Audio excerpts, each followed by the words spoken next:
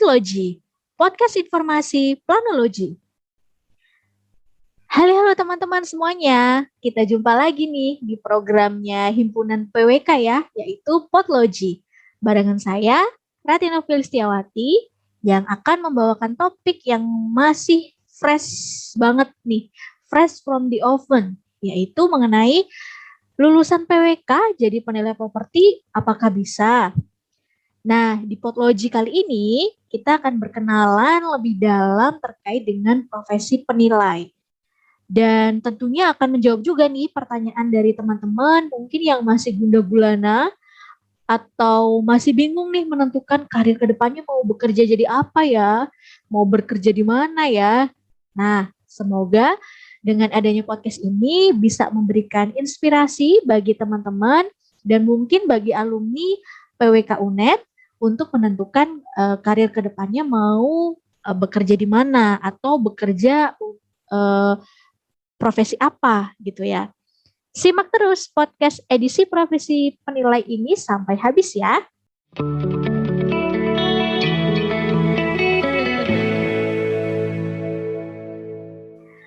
Oke, baik. Langsung saja ya tanpa berlama-lama kita akan kenalan nih ke narasumber kita pada hari ini, yaitu Indra Rahardianto, ST McDev ya. Beliau ini salah satu penilai di KJPP Wiseso Saladin dan rekan yang berasosiasi dengan JLL Indonesia. Dan terkait dengan background pendidikan beliau menempuh S1 di jurusan Perencanaan Wilayah dan Kota Universitas Brawijaya, kemudian S2-nya di Ekonomika Pembangunan dengan konsentrasi di Manajemen Aset dan Penilaian Properti di Universitas Gadjah Mada. Langsung saja ya kita sapa. Selamat siang, Indra. Halo, siang Rati. Ya. Iya, jadi karena teman-teman mungkin for your information ya, karena kita satu angkatan nih, jadi cukup akrab juga ya kita dulu di S1 ya, Indra. Kemudian sekarang Indra sudah melanglang di dunia penilai gitu ya. Jadi kita undang nih narasumber yang istilahnya sudah paham betul nih, karena memang profesinya sebagai penilai gitu. Bagaimana kabarnya, Indra? Sehat? Alhamdulillah sehat ya. Semoga kamu juga sehat nih. Terima kasih untuk undangannya. Udah diajak ngobrol-ngobrol nih di podcastnya tim PWK UNED ya. Ini ya. Iya, betul. Ya. Jadi sebenarnya ini sih Podlogi ini kita program baru ya, Andra ya. Jadi program baru yang dilaksanakan oleh himpunan PWK UNED, teman-teman di himpunan PWK UNED gitu ya. Jadi ini mungkin bisa dibilang suatu hal yang baru ya, tema yang baru juga gitu ya, karena sebelumnya episode sebelumnya baru keluar itu 2 episode untuk podcastnya, itu hanya terkait dengan KP gitu ya, jadi kerja praktek dan lingkupnya seperti apa. Dan ini adalah something new gitu ya bagi kita, karena kebetulan PWK ini di tahun ini baru aja nih punya lulusan gitu, Indra. Jadi kita kan baru berdiri 4 tahun gitu. Jadi banyak juga nih teman-teman alumni yang jadinya curious gitu ya, kepo gitu ya, apa sih penilai itu gitu kan. Karena kita juga sejauh ini masih belum ada kayak training gitu ya, training terkait dengan untuk kelulusan mereka harus bawa bekal apa gitu ya, yang lebih spesifik lagi gitu. Nah, mungkin dengan pengenalan terkait dengan penilai ini mereka jadi bisa terbuka lagi. Ternyata lulusan PWK itu nggak cuma jadi kerja di konsultan, jadi planner gitu ya, atau mungkin jadi ikut di instansi pemerintah gitu, tapi juga bisa nih menjadi seorang penilai gitu ya. Nah, karena Indra ini kan juga lulusannya S1 PWK ya, jadi relate juga nih dengan prodi kita di sini begitu. Jadi sangat senang banget ya kita bisa Indra akhirnya bisa bersedia gitu ya untuk sharing dengan kita nantinya terkait dengan profesi penilai gitu. Nah, Hmm. sebelum Potlogi ini kita laksanakan, Indra, jadi kita sudah sempat menghimpun ya beberapa pertanyaan dari teman-teman melalui Instagramnya himpunan, sehingga pertanyaan yang nanti kita akan diskusikan bersama atau kita sharingkan bersama itu adalah hasil dari jaring pendapat ya istilahnya, atau jaring pertanyaan dari teman-teman mahasiswa gitu. Oke, mungkin langsung saja kita akan masuk ke segmen kedua terkait dengan pengenalan profesi penilai properti. Oke, pertanyaan pertama ya, Indra, bisa dijelaskan nggak ya terkait deskripsi apa itu profesi penilai properti secara umum seperti apa? Oke, ya, jadi gini, saya coba sampaikan ini secara sederhana ya. Jadi simpelnya itu penilai properti itu adalah suatu profesi di mana job desk utamanya adalah melakukan pekerjaan untuk memberikan opini atas nilai ekonomi dari suatu objek penilaian, di mana objek penilaian ini berupa aset ataupun atau properti ya. Nah, propertinya itu macam-macam, bisa properti yang simple property, yang properti sederhana gitu, seperti kayak rumah tinggal gitu, tanah kosong yang simple lah, ataupun yang properti yang apa, yang lebih kompleks lagi ya, kayak apa, ya kayak kompleks perumahan gitu untuk yang skala besar, Apartemen gitu mungkin ataupun bisa ya ya? apartemen bisa ya, apartemen, hotel, terus ya macam-macam sih, mall juga yang apa, kan itu commercial property ya kalau dari sisi itu. Nah, jadi itu apa, lingkup objeknya ya, dan pekerjaannya pasti dari namanya aja udah kelihatan kalau apa, pekerjaan untuk melakukan penilaian suatu properti atas objek yang tadi tersebut. Nah, untuk informasi, ini perlu diketahui bahwa profesi ini itu diatur dan diawasi oleh Kementerian Keuangan melalui beberapa peraturan seperti PMK, yaitu Peraturan Menteri Keuangan, ya, ada nomor 101 tahun 2014, nomor 56 tahun 2017, dan yang terakhir nomor 228 tahun 2019, di mana itu mengenai aturannya mengenai penilai publik gitu. Nah, ini seperti halnya kalau kalau teman-teman BWK kan akrab ya dengan IAP ya, IAP sebagai Iya, asosiasinya. Nah, kalau di penilai ini juga kita punya asosiasi sendiri, di mana asosiasinya adalah MAPI, Masyarakat Profesi Penilai Indonesia. Jadi kurang lebih ini juga apa, seperti itulah secara simpelnya ya. Karena kalau misalkan saya mendeskripsikan terlalu panjang juga bisa, tapi kayaknya nggak cukup gitu Iya, dalam waktu betul. singkat. Iya, terus ya mau nambahin juga apa, kalau dari peraturan tersebut tadi itu dituangkan bahwa semua jasa kayak penilaian properti itu harus pekerjaannya itu harus melalui KJPP, yaitu Kantor Jasa Penilai Publik. Nah, di situ jadi yang bekerja sebagai profesi ini itu semuanya sudah memiliki kualifikasi ya yang diatur spesifik oleh Kementerian Keuangan, dan itu jadi pekerjanya itu udah qualified itu berdasarkan kualifikasi yang sudah diterapkan baik Kementerian Keuangan ataupun melalui yang MAPI tadi itu ya, kurang lebih seperti itu sih itu gambaran umumnya. Iya. Nah, tadi kan Indra mengatakan ya bahwa kita menilai ya beberapa aset gitu ya. Nah, penilaian itu tuh atas aspek apa saja sih gitu? Dan kemudian yang mungkin terlintas di pikiran saya adalah apakah profesi penilai nanti itu bisa terkait dengan aset-aset yang pemerintah gitu ya. Kalau tadi kan disebutinnya kalau misalkan apartemen gitu ya, atau mungkin mall itu kan biasanya dimilikinya oleh swasta gitu ya. Ada nggak sih studi kasus yang terkait dengan hal-hal yang aset milik pemerintah gitu? Ya, itu memang ada ya, khusus yang untuk aset-aset pemerintah gitu. Tapi pemerintah sendiri itu sebenarnya kalau dalam hal ini mereka juga mempunyai penilai sendiri yang internal. Itu mereka ada di Kementerian Keuangan, ininya di bidang di DJKN, Direktorat Jenderal Kekayaan Negara. Tapi kalau ada juga yang misalkan pemerintah gitu melakukan kayak anggaplah pengadaan lahan, mungkin kamu lebih familiar kan. Nah, untuk sebelum mereka melakukan ganti rugi itu mereka memerlukan jasa penilai properti seperti kami. Cuman di sini kebetulan konteksnya itu saya kualifikasinya itu lebih spesialisnya ya, maksudnya spesialisnya itu lebih ke komersial sih, bukan milik daerah gitu sih. Tapi berarti ya.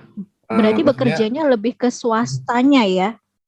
Iya, tapi tidak menutupi ya, tidak membatasi bahwa melakukan pekerjaan untuk aset pemerintah gitu. Iya. Kurang lebih seperti itu. Kalau dari aspek yang dinilai itu apa saja sih kalau dari menilai properti seperti itu, Ndra? Kadang gini ya, sebenarnya kalau misalkan pemerintah, kalau saya belum pernah melakukan ini, cuman itu studi kasus yang sering saya dapat ketika saya di program sertifikasi gitu ya. Biasanya tuh anggaplah kayak gini deh kalau kaitannya dengan pemerintah. Ada kan ya, ada karena itu pemerintah daerah atau kenapa gitu mempunyai tanah kosong asetnya mereka di lokasi yang cukup strategis tuh. Nah, kalau misalkan tanah itu dibiarin kosong, itu kan jadi kayak idle asset ya, maksudnya nganggur gitu kan, padahal secara potensinya itu bisa macam-macam lah. Kalau biasanya sih kayak gitu tuh dikerjasamain dalam konsep BOT ini operate transfer tuh ya kan. Biasanya tuh kurang lebih seperti itu. Jadi di mana anggaplah ya mungkin ada tanah di pusat kota Jember lah atau mungkin Surabaya gitu. Nah, lokasinya tuh strategis banget tuh. Kalau dibiarin kosong ya kayak ini kan kayak sayang gitu lah.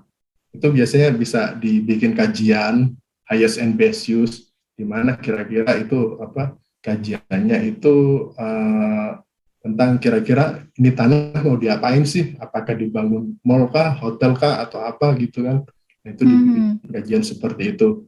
Nah, itu juga penilai properti bisa juga tuh melakukan hal seperti itu. Ya, semacam highest and best use itu study itu semacam pre-FS kalau yang saya dapat dari kalau yang saya dapat dari perkuliahan ya itu pre-FS gimana ya tahapannya itu kan sebelum feasibility study. Jadi dikaji dulu kira-kira optimumnya itu sebagai apa. Misalkan anggaplah ya ada sih mungkin case-nya banyak sih kayak misalkan ada hotel gitu kan, ternyata highest and best use-nya mengarah sebagai hotel gitu. Ini lokasinya cocok sebagai hotel ataupun mall gitu. Nah, baru ternyata di situ dibikin kayak ini BOT.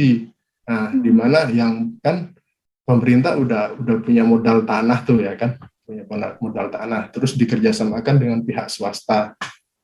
Nah, dari situ biasanya swasta ada skemanya gitu, ntar swastanya bayar royalti sampai berapa tahun, terus tahun ke akhir nanti asetnya diserahkan oleh ke Pemda itu. Nggak tahu, terserah mereka mau mengoperasikan sendiri atau tetap melanjutkan perjanjiannya. Kurang lebih bisa mengarah ke sana sih kalau misalkan asetnya pemerintah. Jadi luas sekali.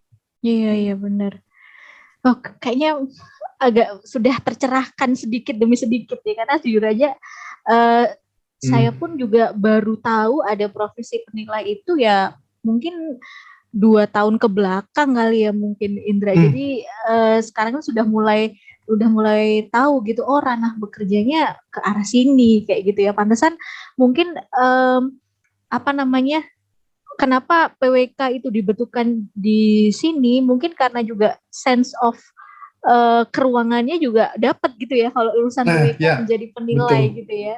Betul sih. Ya. Sebenarnya kalau bisa dibilang nih profesinya ini kalau di luar ini udah terkenal ya, karena profesi ini universal, di mana di negara lain juga ada. Itu dikenal sebagai ya property valuer atau property appraiser kalau di Amerika gitu kan. Nah, kalau dari sisi materi lingkup pekerjaan sih ini udah universal gitu, analisisnya ya sama semua gitu. Terus kalau yang dibilang Latif tadi benar, memang ini kenapa PWK dibutuhkan, karena itu tadi sense untuk kayak mana sih lokasi yang bagus, mana sih yang lokasi yang berkembang gitu. Sense dari itu kan udah dipunya ya, paling nggak mereka kita sebagai alumni PWK gitu udah mempunyai kompetensi tersebut gitu. Jadi cukup punya modal lah, tinggal kalau misalkan analisis secara ekonominya itu ya perlu dipelajari, karena ya ini supaya lebih komplit gitu sih. Kalau kita cuman mengerjakan kayak secara dari sisi tata ruangnya, sedangkan kita nggak bisa menilai kelayakan atau apa gitu, atau mungkin kita nggak tahu market properti di sana gimana, ya itu kurang juga sih gitu sih. Iya benar. Oke, baik. Kita lanjut ke pertanyaan yang kedua, Indra. Apa sih yang perlu dipersiapkan nih oleh mahasiswa kalau misalkan mereka ini nantinya pengen jadi penilai gitu? Ada tips and triknya nggak yang perlu dipersiapkan gitu? Ya, tentunya yang perlu disiapkan adalah pengetahuan di bidang properti ya, seperti kondisi pasar properti saat ini itu gimana sih, kayak anggaplah ya harga properti itu kayak gimana, apalagi ini sekarang pandemi. Nah, itu pemahaman seperti itu harus dikuatkan ya. Kita harus update lah. Terus yang kedua adalah pemahaman mengenai legalitas properti. Jadi dari sisi legalitas, baik kayak misalkan bentuk kepemilikan gitu, kayak sertifikat atau apapun ya, mengenai legalitas properti kita harus memahami kayak ya gitulah. Dari sertifikat kan ada SHM, HGB gitu-gitu. Nah, mengenai masa berlakunya lain-lain itu kita juga harus memahami. Terus yang nggak kalah penting adalah ilmu mengenai ekonomika properti sendiri ya. Jadi kalau misalkan kalau saya dulu sih waktu di PWK sih masih belum paham betul ya ekonomika propertinya gimana gitu. Cuman kayak kualitatif gitu kan, kita kayak mengamati perkembangan atau apalah. Kalau bisa itu yang analisis mengenai pasarnya, marketnya gitu kan, itu harus diperkuat sih gitu. Kira-kira misalkan ya kayak di Jember nih yang lagi ngetren nih, apa sih perkembangan propertinya, kayak misal apakah perumahan kah atau sub house, ruko gitu, atau yang lain gitu. Terus mengenai harga-harganya juga perlu diupdate gitu. Nah, itu yang menurut saya bisa dilengkapi sih. Terus nanti ya bisa mengikuti aturan yang ada yang berlaku di MAPI, kita jadi anggotanya gitulah. Itu sih. Oke. Iya. Lanjut ke pertanyaan selanjutnya. Apakah untuk menjadi penilai properti itu perlu sertifikasi khusus nggak, Dra? Atau keahlian khusus? Atau mungkin bahkan kewajibannya harus S2 dulu gitu? Ada nggak yang maksudnya apakah seperti itu yang diperlukan gitu? Kalau keahlian khusus atau sertifikasi tentu ya itu diperlukan ya. Tapi kalau S2 dulu enggak. Jadi pertama saya mau jelaskan ya, memang pendidikan dan sertifikasi seperti yang saya jelaskan di awal kan sebenarnya sudah diatur ya oleh asosiasi, itu MAPI gitu kan. Itu pun juga ada jenjang designasinya di mana. Tapi kalau misalkan coba namanya juga nyoba awal karir ya, itu ya saya pikir fresh grade masih bisa ya, masih bisa lah. Apalagi kalau alumni PWK, teman-teman saya yang dari PWK itu juga banyak sih. Setelah saya masuk sini dari PWK lain ya sudah banyak, dan ya modalnya cukup lah. Ya nanti learning by doing lah sisanya. Oke. Berarti memang tidak perlu, maksudnya kalau tidak memiliki sertifikasi khusus misalkan terkait dengan penilai gitu juga nggak masalah ya, karena mungkin Eh, sertifikasi hmm. khusus penilai pun butuh pengalaman juga ya Indra ya untuk mendapatkan itu Eh, gitu ya. gini, apakah kan gini ya, kan ada jenjangnya tuh kalau yang Mhm. diatur dari MAPI. Biasanya ada apa? Kan kalau dari jenjangnya itu ada ini keanggotanya itu ada levelnya tuh. Jadi yang pertama tuh yang masuk entry level tuh biasanya MAPI yang keanggotanya dia MAPI A gitu. Misalnya MAPI Oh. A keanggotanya. Terus kalau dia udah nempuh ngelewatin ujian dasar, pendidikan dasar, Mhm. itu pendidikan dasar udah macam-macam sih. Pendidikan dasar satu, PDP 1, terus PDP 2, terus pendidikan dasar mengenai standar penilaian Indonesia. Nah, kalau mereka udah lulus itu nanti dia dapat level keanggotanya naik menjadi P, MAPI P gitu. Oh. Terus kalau dia udah lanjutan itu ada lagi MAPI T, terus lanjutan lagi paling atas tuh MAPI S yang certified gitu. Nah, Hmm. di situ saya ingin menginfokan bahwa ya semua orang profesional pernah amatir ya. Jadi Iya. jangan sungkan untuk memulai walaupun Aha. kalau MAPI A kan tanggung jawabnya udah dia paling rendah. Jadi dia bisa mulai dari asisten penilai dulu lah karena biasanya Mhm. dia asisten surveyor gitu ya kita Mhm. ngikutin dulu kalau terus dengan berjalannya waktu ya nanti ngikutin pendidikannya supaya bisa meningkatkan jenjang level keanggotaannya tadi gitu Mhm. sih. Mhm. Kalau fresh grade udah pasti bisa. Udah pasti bisa. Oke. Ya ya. Lalu ini nih, Dra, kalau misalkan di Pulau Jawa sendiri banyak nggak sih kantor penilai properti kayak gitu? Itu ranahnya Ya, berarti mirip konsultan ya? Berarti iya, kalau di iya, iya, ya. Kita juga suatu kalau dibilang konsultan kan, kalau konsultan kan jualan jasa ya, ya, haha, kita pasti konsultan. Ya, iya iya. ininya advisory ya. Kalau misalkan di Jawa ya banyak nih, tapi terutama sih di kota besar ya, kayak Hmm. Jakarta, terus Bandung, Surabaya, Semarang, Jogja gitu, Solo.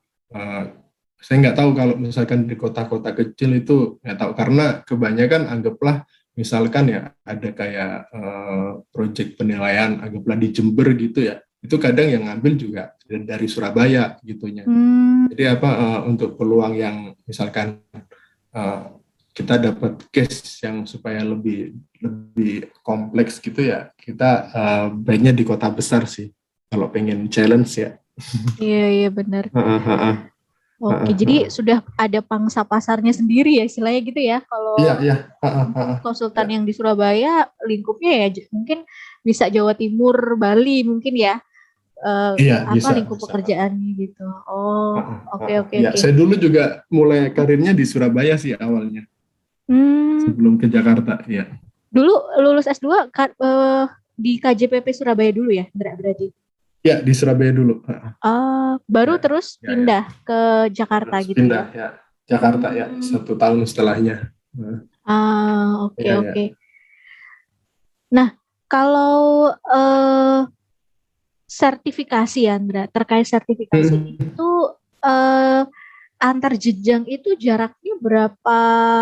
Ada minimal jaraknya berapa tahun nggak? Misalkan dari jenjang yang paling dasar ya ke jenjang yang di atasnya satu tingkat gitu, apakah ada ketentuan harus berpengalaman berapa tahun dulu gitu untuk Oh, enggak, ya jenjang? ada sih gini. Jadi kurang lebih, tapi ini ya biasanya tuh gini kalau MAPI A kan dia memang fresh grade. Nah, kalau Mhm. misalkan dia baru awal tuh dia bisa langsung ngikutin jenjang yang dasar dulu, dasar. Jadi Oke. dari dasar gitu kan dia bebas sih asalkan dia lulus pendidikan dasar yang pertama, Oh, dia oke. dia bisa naik ngikutin jenjang yang berikutnya gitu. Tapi Hmm. untuk masuk ke yang ini MAPI T yang level yang lanjutan itu nggak apa-apa dia ikut aja ujian. Tapi kalau misalkan ini anggaplah dia udah lulus semua itu butuh waktu 2 tahun untuk bisa mengkonvert itu gitu sih. Terus Oh, kalau yang MAPIS tuh nanti lebih ke jam sih, jam terbang. Jadi kan kita itu kalau misalkan melakukan penilaian itu kan semua data-data yang udah final itu disubmit ke Kementerian Keuangan kan, project apa gitu-gitu kan disubmit. Nah di situ ada kayak jam kerjanya. Jadi kalau misalkan yang MAPI yang paling apa, yang certified itu nanti kalau ngurusnya juga memperhitungkan jam kerjanya, jam terbang. Jadi dihitung tuh berapa ribu gitu. Satu project itu diperhitungkan berapa jam gitu.